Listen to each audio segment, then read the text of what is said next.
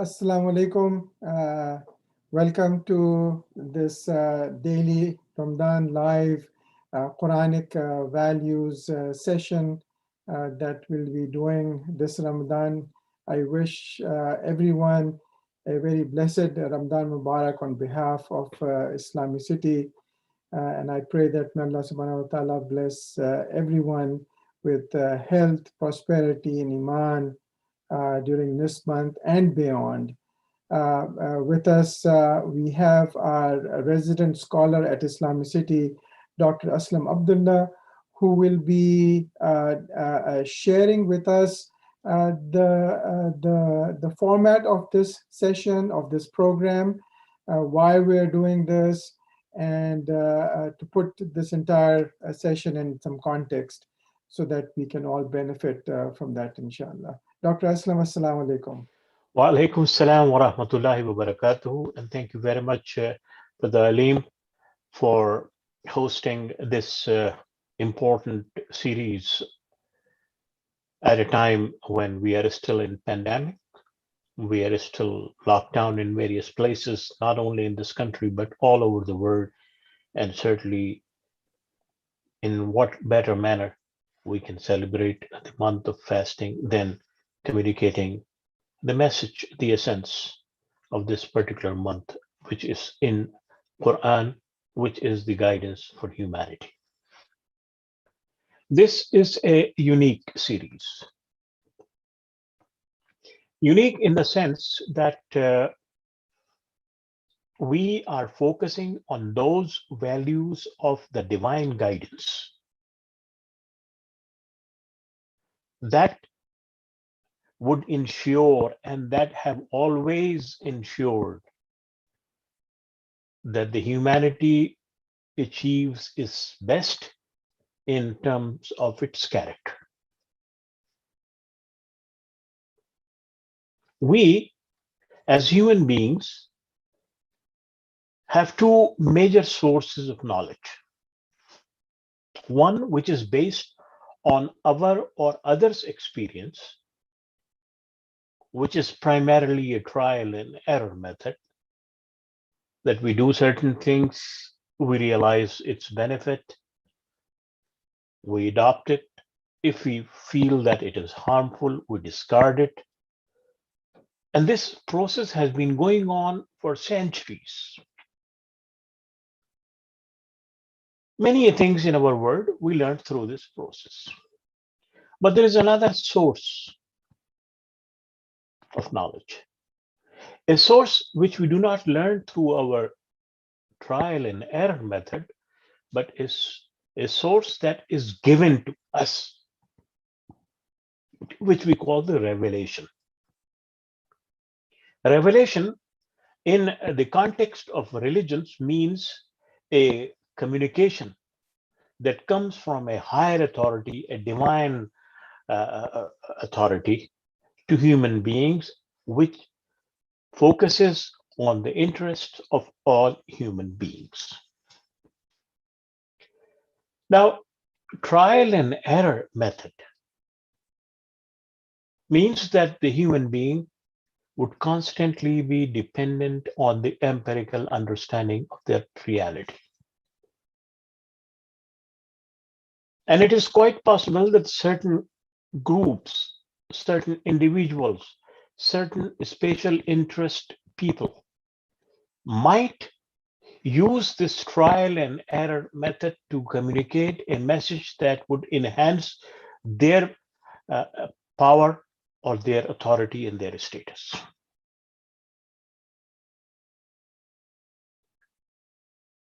And they may use that knowledge to exploit others. In the revealed knowledge, the interests of all are taken care of. Because the belief of Muslims is that the one who is giving that revelation is none other than the one who created all human beings, not just Muslims. Not only human beings, but entire universe. So we have two sources of knowledge, trial and error, and then revelation. Now, every religion claims that it has revealed knowledge. How do we know which one to follow? We're not here to refute any religious claim or any religion's claim that it has the revealed knowledge. But historically and empirically, we have to see how that revelation has reached us.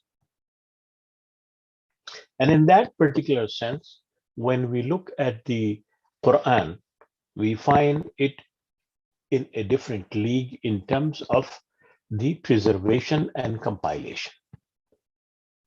While all other religious texts were not written down, were not in the lifetime of the prophet or the messenger or the person who was claiming that he was receiving it from God. It didn't happen with Buddha. It didn't happen with Ram. It didn't happen with Prophet Isa alayhi salatu wasalam. It did not happen with Prophet Musa alayhi salatu wasalam. It did not happen with Prophet Ibrahim alayhi salatu wasalam or any other prophets, in the sense that the text that they were claiming was directly revealed from God was not preserved and protected and written down and protected in their lifetime under their supervision, because they are the only ones who know what is being revealed to them. The credit in this respect goes to only one individual, one messenger, one prophet, Prophet Muhammad Mustafa sallallahu alaihi wasallam, who ensured that everything that he was receiving from God Almighty is handed down to humanity, not only in the memory, but also in writing. Now, people, can refute that also, but this is what we Muslims base our faith on, that it is a book of revealed knowledge. When we say it's a book of revealed knowledge, we basically say that this knowledge is for all human beings. It is not just for Muslims. And any human being can have meaning in what is written there in this life. And if he believes in this one, then in the life hereafter as well. As we read Alif Lam Mim, Zalikal Kitabu La Rayba Fi, Hudan Lil Muttaqin, in it is guidance for those who want to seek guidance. Obviously, the water would quench the thirst of the one who would drink it. Otherwise, water is always there, but if someone is not willing to drink from it, the thirst would not be quenched. The fruits are all over the world, but those who can eat will enjoy them. So similarly, the divine guidance is there, and those who want to make use of that divine guidance in this life and the life hereafter can make use of that for their betterment. It's from that perspective that we go to certain passages of the Quran that tell us how to lead our life. And I'll just give one example. The Quran's emphasis is on mending the relation. Faslahu zata bainakum.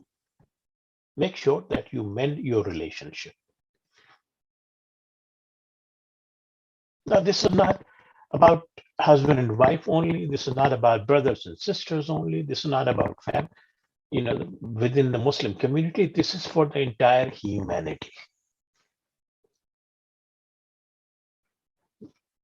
That even if you look at your own history, you would find that only when you are in reconciliation with each other, you live in peace, your people live in peace, you prosper, you overcome many of the issues that otherwise you face. فَأَصْلِحُوا ذَاتَ بَيْنَكُمْ. Mend your relationship. A simple verse.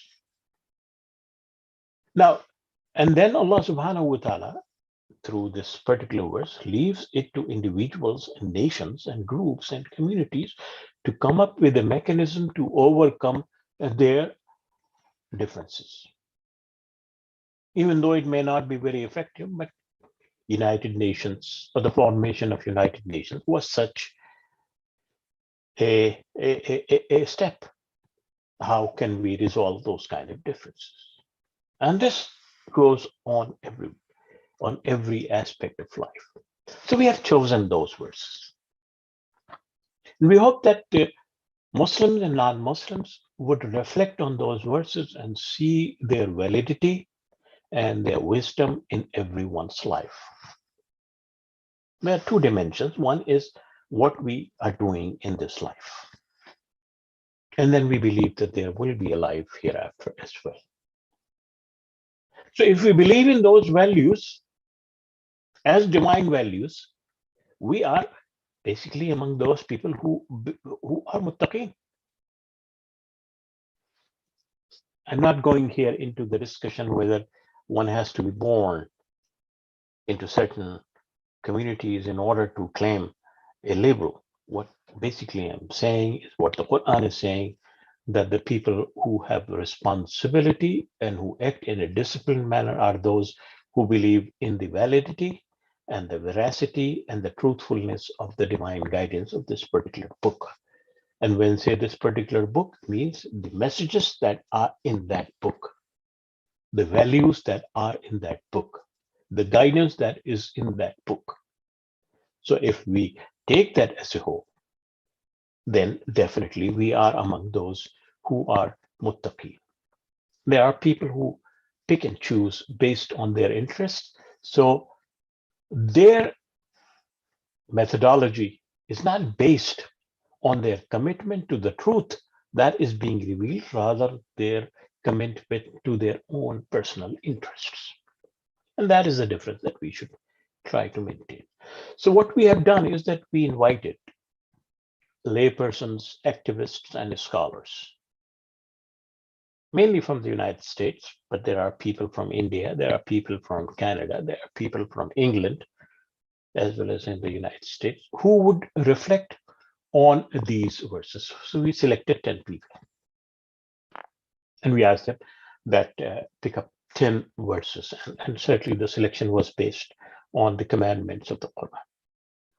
And then those people prepared their notes based on their relevance to humanity, based on their relevance to the time in which we are living today, and based on the usefulness of that method and that message in our times.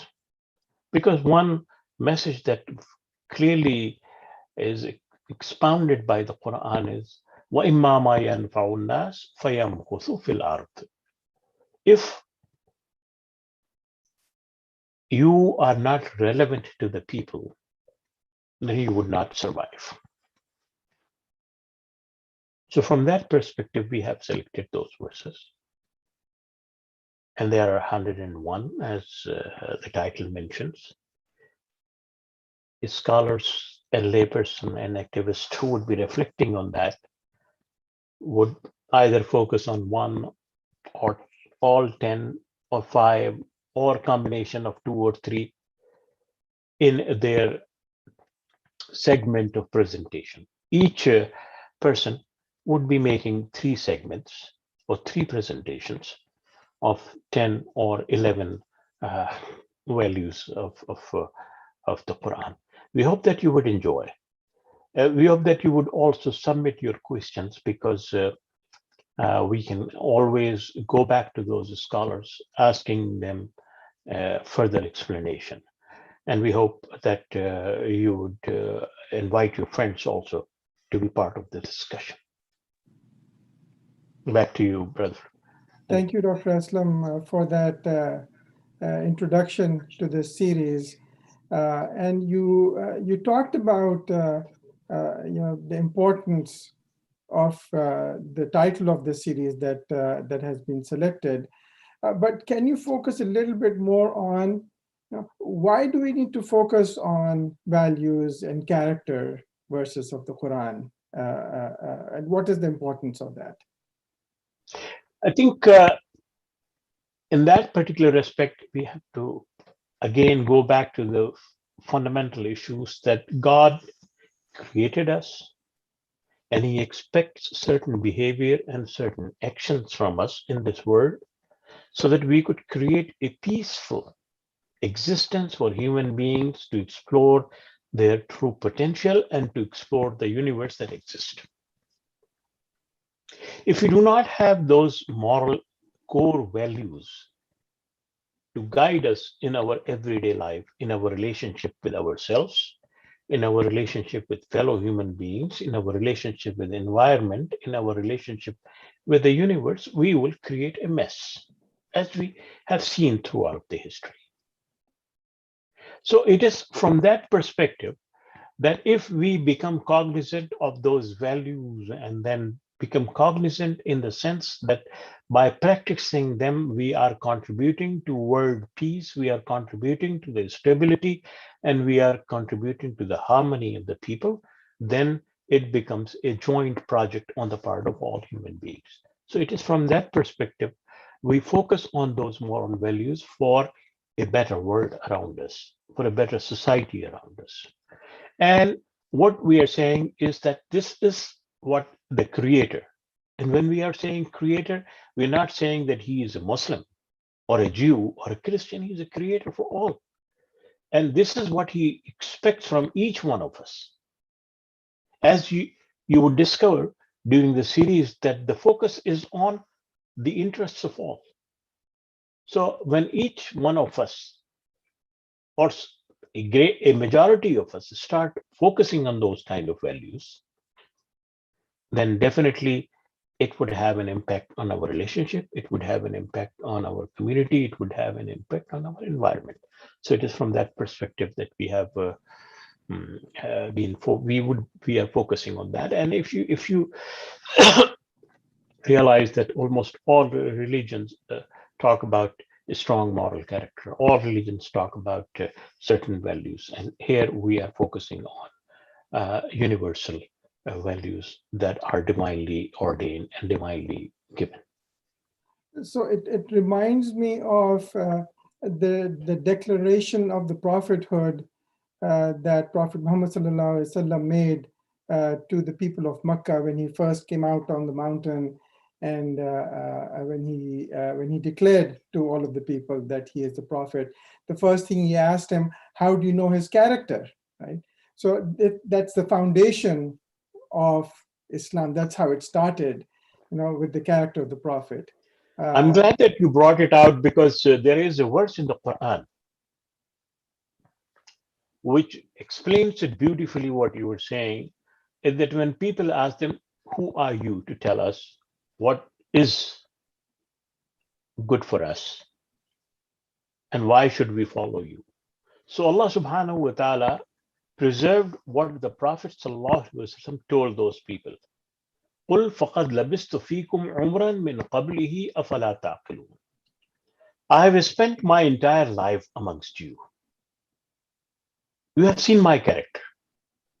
You have seen the kind of life I have lived. You make a decision whether I am that sort of person who would deceive you, mislead you, or would be insincere to you, or I am the one who would basically tell you the truth. And it is in that particular context when the Prophet is saying that I have brought a message from God, and that message is for your interest.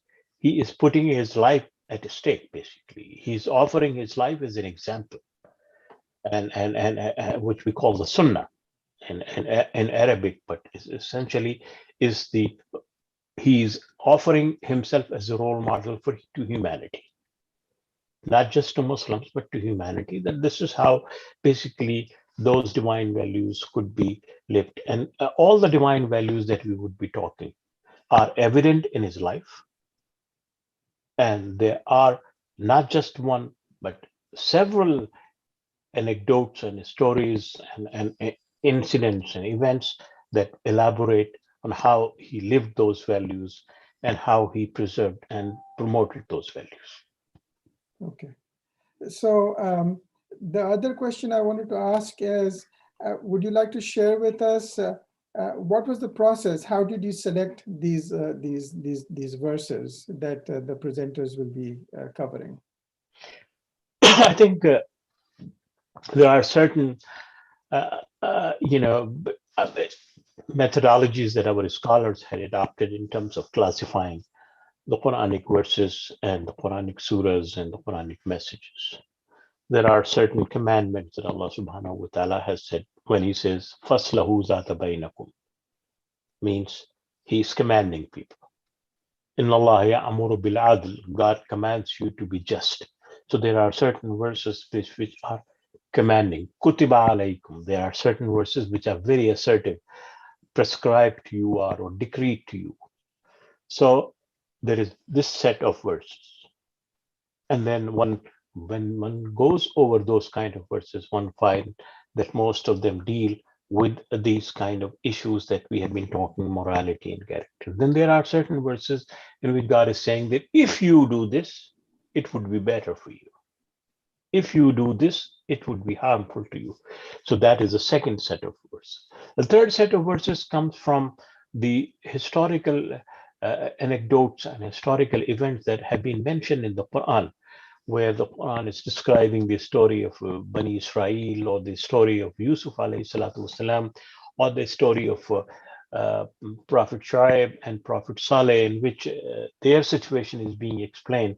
And out of those kind of situation, things are mentioned. For instance, in the case of Prophet Saleh, the issue of the she camel is brought up, where the people are asked not to hurt, and yet they did, and it. So from those kind of stories, you draw certain moral values and moral characters. So it is a combination of all those kind of things. And many people have certainly also divided the verses of the Quran into the muhkamat, the definite ones, mutashabihat, the allegorical ones, and also described as commandments or as verses that deal with nature. It is in that particular line that those selections were made. Right, and you already talked a little bit about who the presenters will be, but maybe a little bit more elaboration in terms of by selecting these presenters, how we want people to connect with the Quran. I mean, first of all, there are hundreds and thousands of students of the Quran all over the world. And our approach to them is limited by our connections with them. Certainly, there has not been any scientific criterion that we have developed that what kind of scholars we should select and what we should not select and all those things. But based on our own initial reading, we find that these people have been actively involved in the dissemination of the Quranic message in their own situations and in their own circumstances.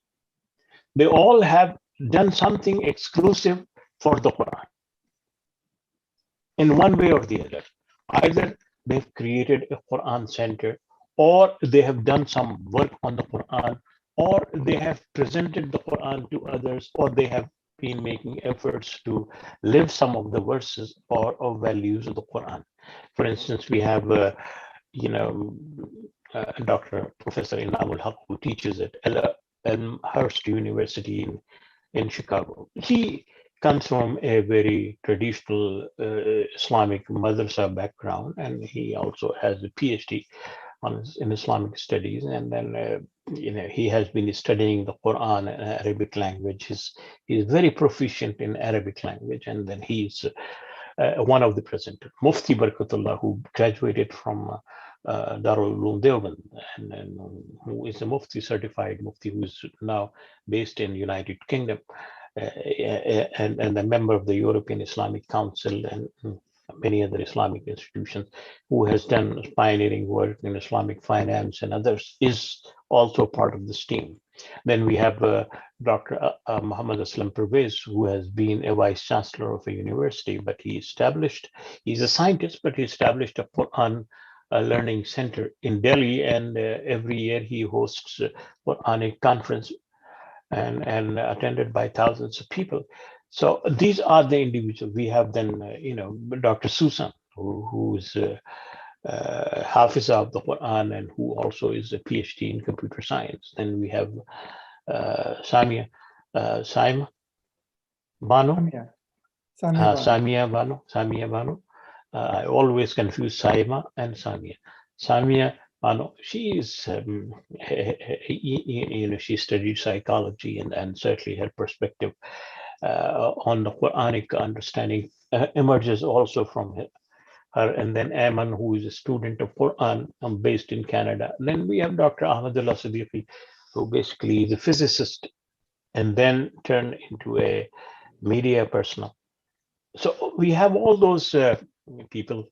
Dr. Hafiz Akhlas, who is also a computer analyst, but also a alim and a mufti, and a graduate of Islamic. So we have this kind of combination of people, and I think people would definitely enjoy the series because each one of them would bring a unique perspective.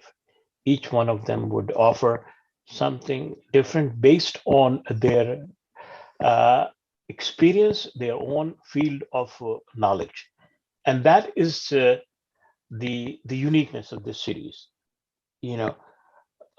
It is not one-dimensional; it is multi-dimensional, and basically everyone is focusing on the divine guidance for the improvement of human life and for the improvement of the world situation and our social and collective situation based on their understanding of those Quranic values. And then I also forgot to mention Dr. Hasnain Walji, who is a prominent leader of his own community and who has been working extensively on social justice causes. So he is originally from Tanzania. So it's a combination of both men and women, young and old, middle-aged, people from natural sciences, social sciences, information technology, who have come together basically to make this kind of presentation. And I'm excited because we also, for instance, will have Imam Fatin Saifullah tomorrow, who would be giving the first 3 segments, who is an African American and who is focusing on some of the verses of the Quran, based on the experience of the African Americans. So it's that variety of thought, and it's that diversity of the thought process that basically would help us to understand the richness of the Quran and the richness of the meaning in our times and its relevance in our time. Because each one of them would focus on the relevance of those verses in our time, not 700 or 400 years ago, or 1400 years ago. But what is it relevant in 2021, in April and June and July and May? That is what basically the focus would be. And I would request all those who are listening, please invite your friends, because especially non-Muslims, and it would be a unique thing because it's more than a sermon. It's a kind of a process that would enhance your intellectual curiosity to delve into the deeper meanings of the Quran in a way that is beyond time and space. I sincerely appreciate all the effort that you have gone through, Dr. Aslam, in bringing this team together from a very broad perspective, and we hope that this will help people connect with the Quran at a very personal level, where where the Quran is not just for the scholars or specialists in the religion.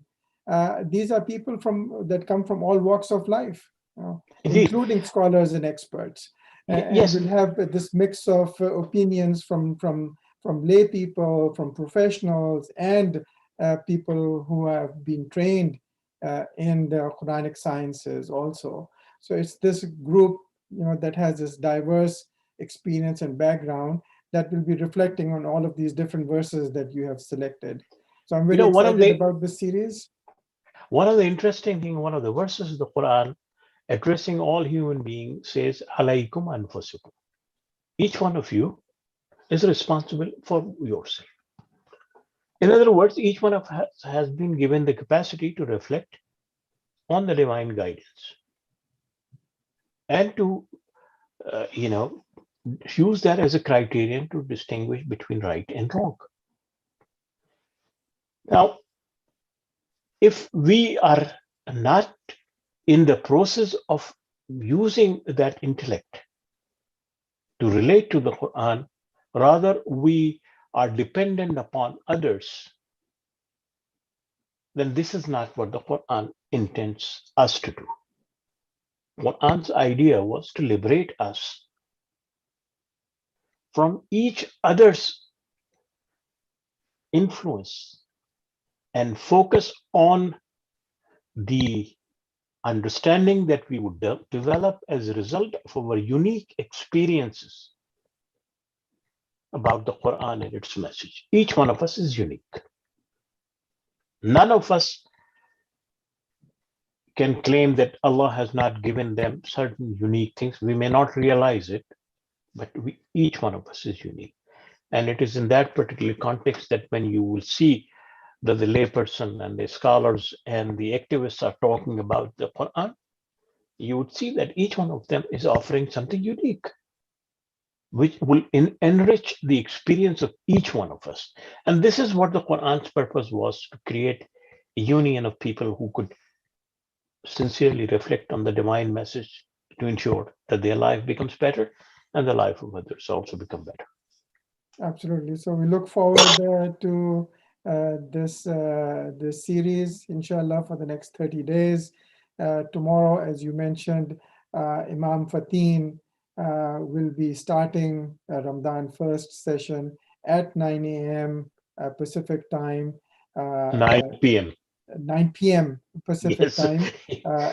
He is based in Las Vegas, and the first 3 sessions will be led by him, inshallah. Before we conclude, Dr. Aslam, I wanted to see if you can just kind of talk a little bit about a great personality that just passed away, and we'll make dua for him, and then Inshallah. we can conclude also. Dr. Abdullah Ghazi is a unique person in the history of the Ummah in our present time. He comes from a family of ulamas and scholars, mainly the Deoband scholars. He studied at Aligarh Muslim University and did his master's in political science. Then he went to London School of Economics to his master in economics. Then he came to Harvard and did his PhD on comparative religions. And then with his wife, Dr. Tasneema Ghazi, who also holds a PhD in educational curriculum, developing educational curriculum, the two devoted their life to developing a English medium curriculum for Muslim children in the West or all over the world. They together contributed more than 250 books, which is now being taught in 40 different countries all over the world. Singapore has adopted their curriculum. He was born in India, but Pakistan gave him Nishan-e-Imtiyaz or Sitara-e-Imtiyaz, in 1983 and 1988. There are so many awards he got it. But he was a humble man, and he devoted his life to this particular process. I think he would be considered the father of the modern Islamic thinking in that sense, because he imparted those Islamic values through his curriculum, which are now being taught in the United States in almost every Sunday school. The same is in Australia, the same is in England. There are other supplements also, but this is what his contribution and his wife's contribution is. He died at the age of 84 in Chicago. And certainly his loss is a great loss, because he was still writing, and doing his research and all those kind of things. And so I had the opportunity to spend a lot of time with him. We spent 3 weeks together in Lahore when both of us were working in a project for developing certain educational curriculum. And it was really a great treat, because he, Dr. Fatih Usman, and myself, we were there together in Lahore, living in the same house and working on those kind of projects. So it was wonderful. His loss is really a great loss for Muslims. And I think he was a very great friend of IslamiCity. He was a well-wisher of IslamiCity. He always held IslamiCity in highest esteem. And I think we have published some of the conferences report which he participated in, all that kind of thing. So Thank you for sharing that, he Dr. was Aslam. buried. He was buried this afternoon. So let's make the dua. اللهم اغفر لحينا وميتنا وشاهدنا وغائبنا وصغيرنا وكبيرنا وذكرنا وانسانا اللهم من احييته منا فاحيه الاسلام ومن توفيته منا وتوفاه على الايمان.